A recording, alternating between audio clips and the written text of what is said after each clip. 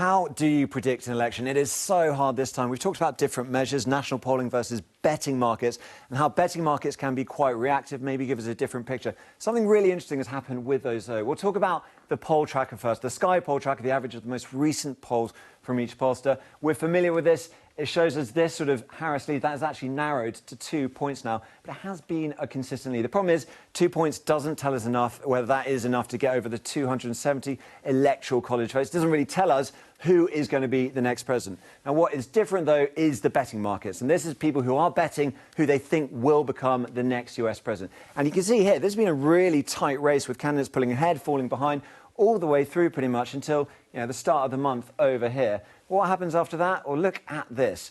Donald Trump is really becoming a favourite. He's pulling away quite a lot. It's an extraordinary rise in terms of who the bookies think is going to become the next US president.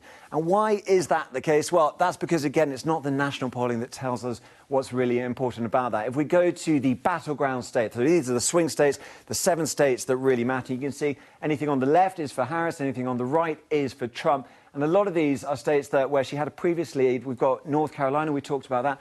Michigan here, 0.5. That is really, really tight. Everything here is on a knife edge, apart from Nevada, according to this. But any of those could go either way. If you think about Michigan, well, look, let's see what happened historically. Michigan over here in the north of the country. It is a swing state, but we can also talk again about swing counties that our colleagues at NBC News have identified. Down here is Kent County. Now, traditionally, that's been a Republican haven. Actually, Barack Obama won that in 2008 by the skin of his teeth. And since then, well, 2016, you can see that Donald Trump beat Hillary Clinton there, but then Joe Biden in 2020 won it for the Democrats. So when you're watching on election night, Kent County would be a really, really interesting bellwether. If Harris wins that, it could be a very good sign for her in Michigan and in terms of the overall race. But let's go back to that sort of state view of things. We'll go back through here.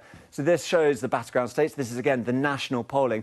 But those betting exchanges also have information on who bookies think is going to be, or who punters think, rather, is going to be the next president. This shows the latest odd for all the swing state races from Sky Bet and Polymarket. You can see, look, this is all red on this side. Polymarket thinks that's all going for Donald Trump. Sky Bet over here, maybe more of a British or European focus. That has actually a few Michigan and Nevada going for Harris. But again, a real lean towards Donald Trump in terms of the betting markets. Again, that may show why some of that big picture has changed because they're betting on all these states, but it also shows the limitations of this because you've got Polymarket and Sky Bet, 2 exchanges. They do not agree on this. It is not definitive in terms of the betting odds. This is people making a punt, yes, but when you come out with 2 very different responses on the states, that shows different demographics at play, different considerations.